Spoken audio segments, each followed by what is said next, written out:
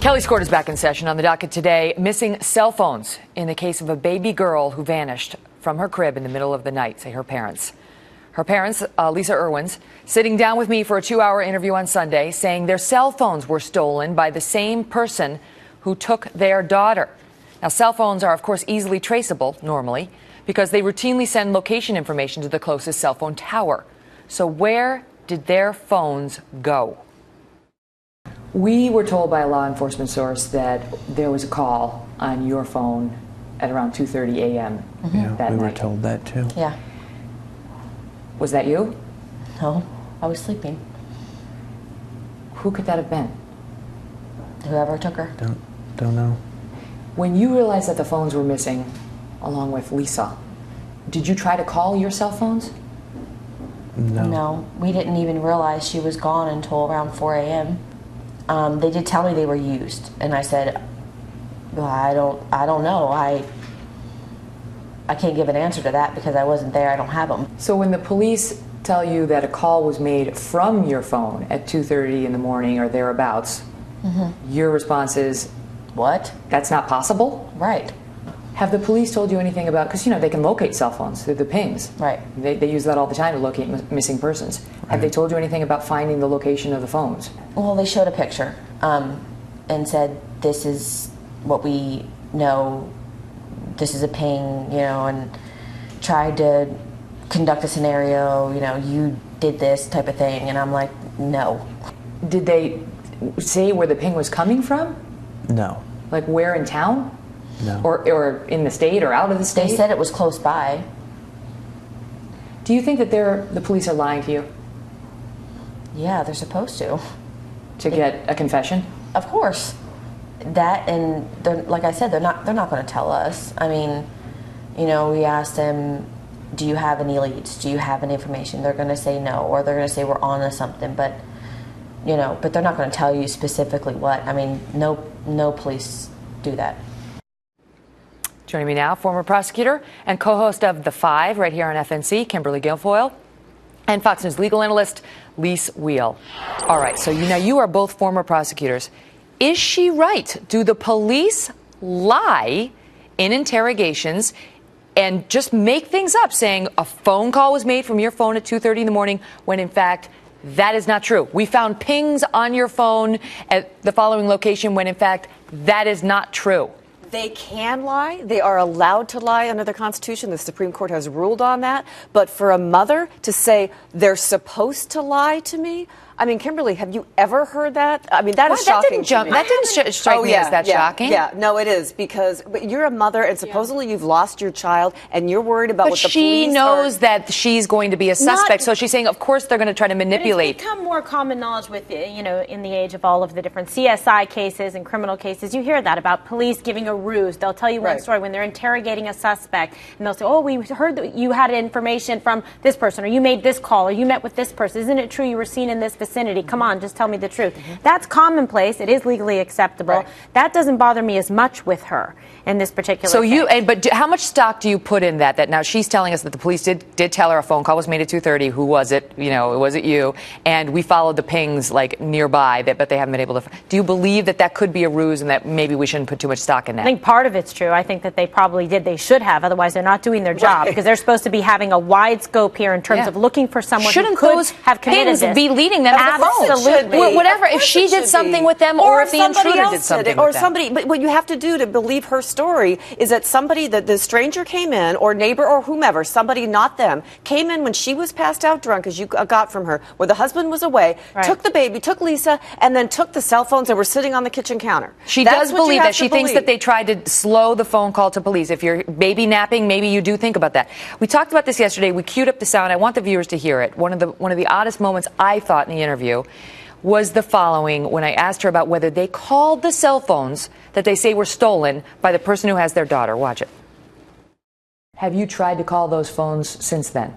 No, I've thought about doing my own investigative work. I thought about calling up there and demanding they give me the phone records, they give me, whatever. But no, I don't want to affect what they're doing.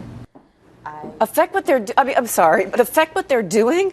You want to be able to call. You wouldn't just think about, well, maybe I'll ask them to do this or that. You would be there. You'd be in their face. You'd be making the calls yourself. How could you if not lost your call? child. How could you not? She thinks this person has her cell phone and her baby, and she hasn't called the cell phone. Your first instinct would be, let me call the cell phone, let me find out if someone answers it, return it, maybe this is going to give a clue. The rest of what she says, I think, is believable, and that she doesn't want to jeopardize or, get too involved in the investigation. They're not going to turn over. She doesn't want to mess up with the investigation. I get that, but you have to get a search warrant for the maybe records, it's just me, by the way. But wouldn't you? I mean, as a mother, you wouldn't care what the police are telling you. You would pick up your phone, call or somebody's phone, call your phone, and say, see what happens. Maybe somebody would answer and ask for a ransom. Said the important word, which is instinct. Right. It's your instinct as a mother. You would do that. You would just pick up the phone. You would make that call. And yet, she is a young woman. She's 25. Right. She dropped out of high school in the 11th grade. She's not particularly sophisticated when it comes to the techniques of law enforcement. Yeah.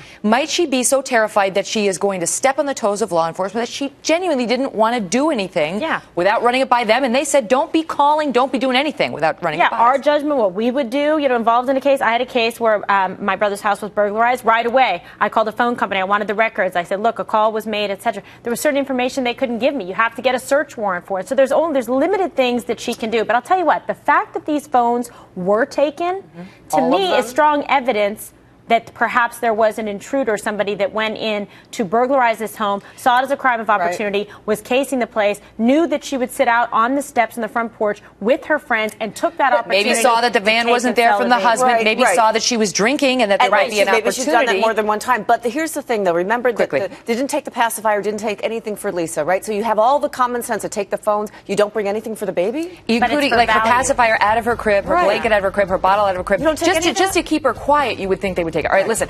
Some very interesting tape on the lights in the house right after this break. I want to show you this. All right, so I want to pick up with this clip that in which I talked to her about the lights. Originally, she said that she turned the lights off, but when the husband got home, they were on. Watch this exchange. Let's talk about those lights, because that's another very bizarre piece of the story. You remember turning them off when you went to bed? I was told I turned them off. By whom? The neighbors. Which ones were on, Jeremy? There was a lamp in the front living room. Two lights were on in the kitchen. Sorry, one in the front living room. One in the front living room. Two lights were on in the kitchen. The accent lights and a plug-in pumpkin were on in the computer room. More than you would expect? More than I would expect. He says all the lights were on. He does this to me constantly. He chases me around the house turning off lights. I can't leave on anything except for the light above the stove. Do you remember going around and turning them off that night? No, I don't remember doing that. So your only reason to believe that you turned them off is the neighbor telling you she saw them off? Exactly. What did you make of her affect in that exchange? Why the nervousness? Yeah, at a little that excitable. point, exactly. Right at that point, you're not asking her an emotional question. You're asking her a factual question. Do you remember turning the lights off? No, I don't. But the neighbors said that the lights were off, and then the husband takes off, and he's very, very factual, very precise. Then she starts getting so nervous. Why? There seemed to be some energy behind the lights. It doesn't mean that guilt. It could just be she feels uncomfortable because she can't explain why an intruder would turn on all the lights. She doesn't know. But is it possible? And maybe that's one part of the things she can answer is about the lights. She's like, and he gets mad at me because that's something she can talk about.